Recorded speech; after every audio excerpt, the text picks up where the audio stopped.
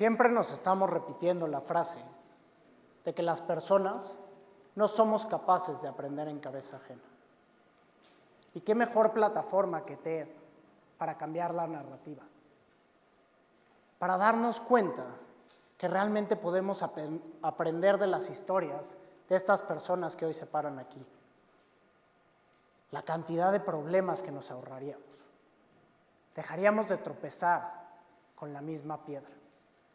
Imaginemos la gran caja de herramientas que tendríamos para afrontar todas las dificultades que estamos teniendo en esta vida.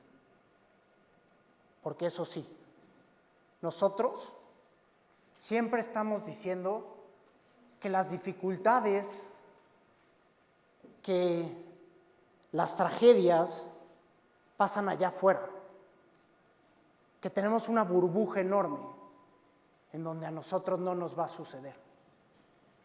Pero déjenme les digo que la estadística nos va a alcanzar, que yo soy parte de esta estadística y que no me pasó a mí, que le pasó a la persona que más amaba en ese momento, que fue mi hermano Fernando.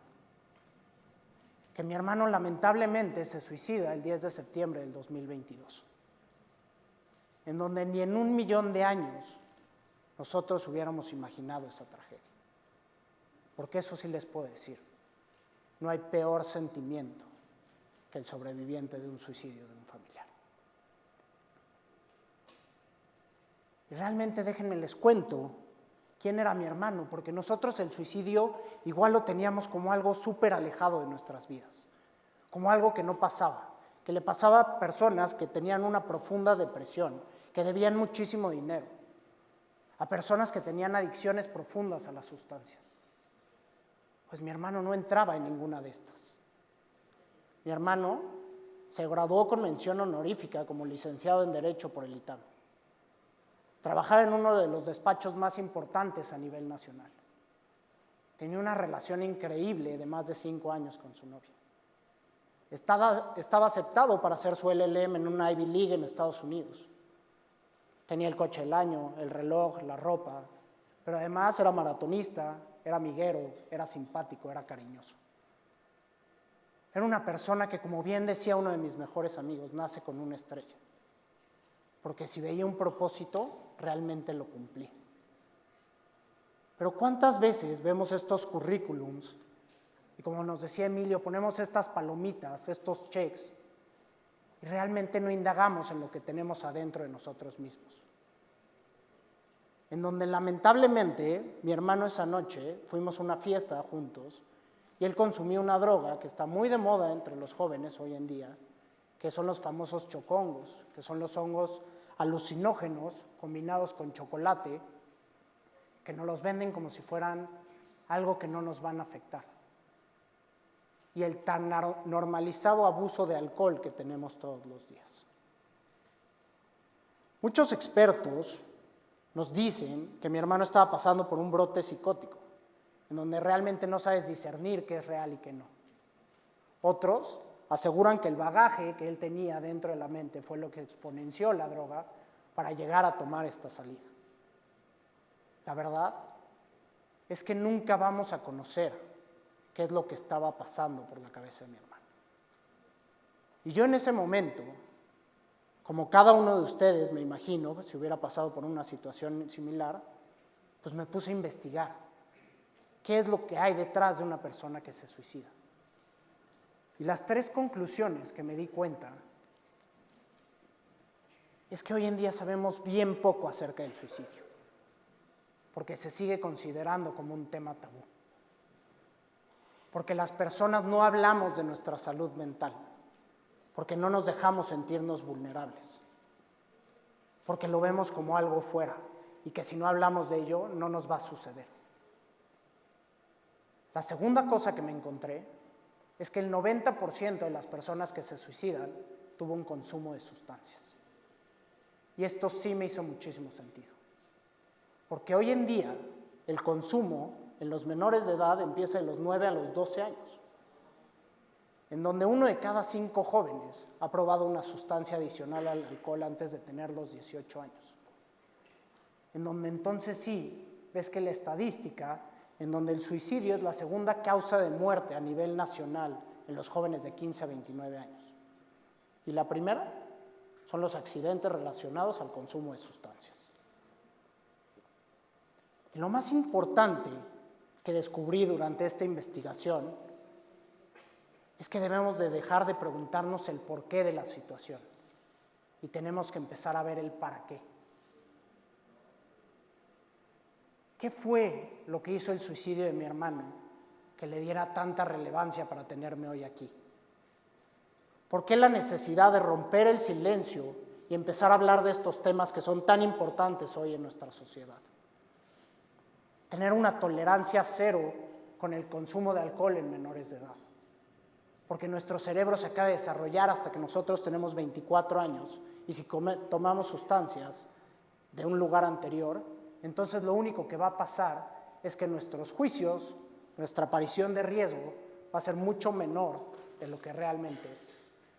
Y para hablar de esta normalización que tenemos del alcohol, quiero por favor hacer un ejercicio. Veo que este auditorio tiene muchos jóvenes. Quiero que por favor levanten la mano todos los jóvenes que tomamos recurrentemente todas las semanas.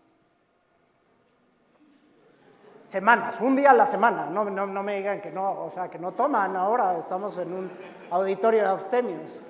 Ya, más participativos, no los van a correr, no pasa nada.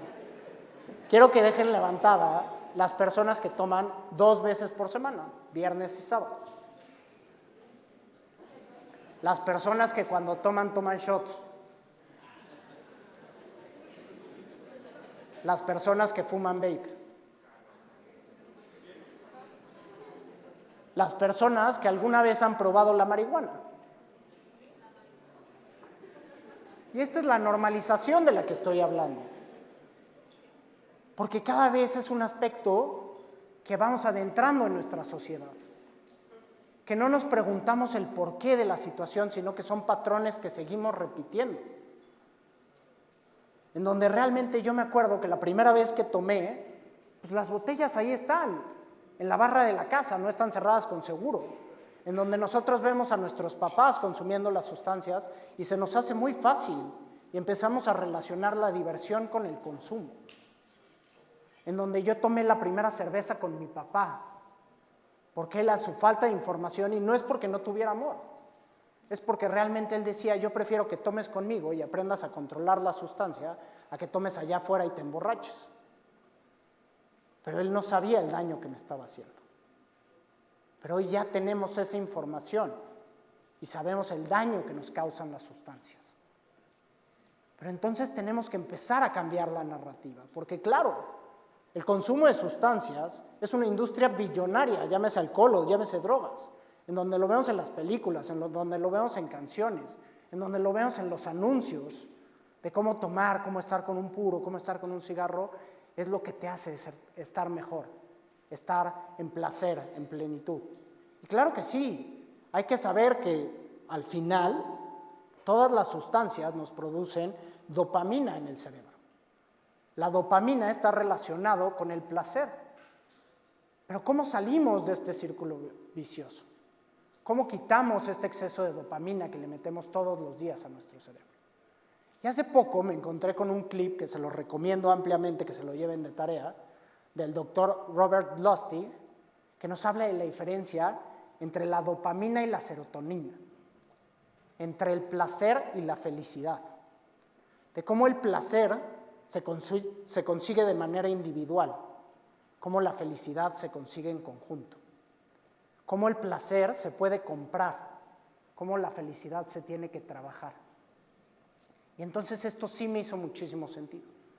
Dije, bueno, ¿qué es lo que podemos hacer nosotros para empezar a cambiar este círculo virtuoso? Y lo que yo me he dado cuenta en estos 2 años desde el accidente de mi hermano, que he puesto en práctica en mi propia vida y me han servido y se los quiero compartir, son estas 3 cosas simples. La primera es que no estamos en contacto con nuestras emociones. Tristemente, cuando nosotros fuimos alumnos de esta universidad o cuando estuvimos en preparatoria o en secundaria o en primaria, nunca tuvimos una clase, un taller de cómo controlar nuestras emociones. Claro que teníamos geografía, en donde pues ahí nos hacían aprendernos el río Bravo, el Pánuco, el Usumacinta, y los reto a que me digan otro más, porque pues ya se acabaron, ¿no? Pero qué tan difícil hubiera sido tener un taller para realmente controlar nuestras emociones y saberlas expresar de mejor manera. En donde hoy en día ya es responsabilidad nuestra el empezar a ir a terapia, a un lugar seguro, para mostrarnos vulnerables y tener conexión con ellas. En donde la segunda que me encontré es trabajar en nuestra autoestima. Y hay que hacer la diferencia entre autoestima y egocentrismo, porque la autoestima se trabaja a diario, la autoestima se trabaja en conjunto, la autoestima se trabaja en sociedad, en donde la autoestima se trabaja cambiando nuestros hábitos del día a día, comiendo bien, haciendo ejercicio, durmiendo bien. La importancia de las personas con las que nos relacionamos, que podamos ser realmente nosotros mismos y que nos levanten y que podamos estar felices y plenos con la gente que nos rodeamos. El poder de la oración, de la meditación y de la escritura para saber realmente qué es lo que estamos sintiendo. Y entonces sí, cuando nosotros empezamos a mejorar esos pequeños hábitos, empezamos a tener mejor autoestima para empezar a tomar mejores decisiones. Y la tercera y la más importante, empezar con la labor social. La empatía que nos conecta con las demás personas. Porque hoy vivimos en un México sumamente desigualitario, en donde vemos caos y catástrofe a donde volteemos.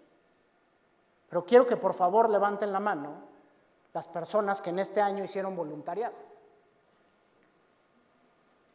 Bueno, sorprendentemente este es un auditorio que es más o menos el mismo que el del consumo.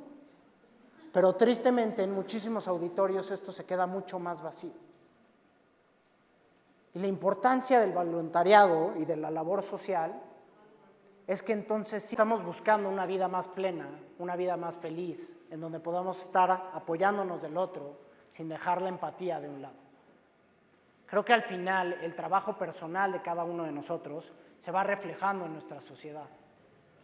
Y creo que si seguimos trabajando en nosotros para tener una mejor sociedad, entonces sí, vamos a poder llegar a una sociedad más justa, más igualitaria y más próspera, que a todos nosotros nos haga orgullosos. Muchas gracias.